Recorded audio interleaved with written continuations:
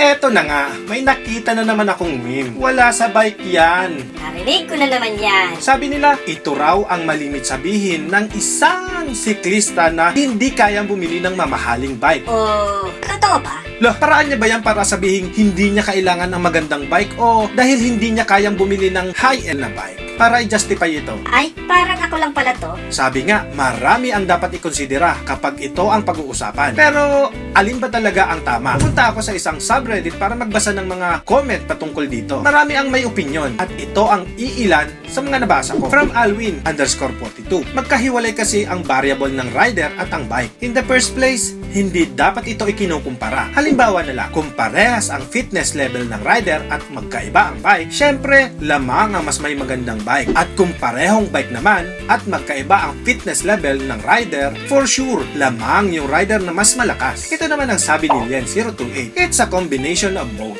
Wow. Nonetheless, losing weight on the rider is free. Libre mag-diet para mawalan ng 1 kilo versus spending 1,000 on carbon parts.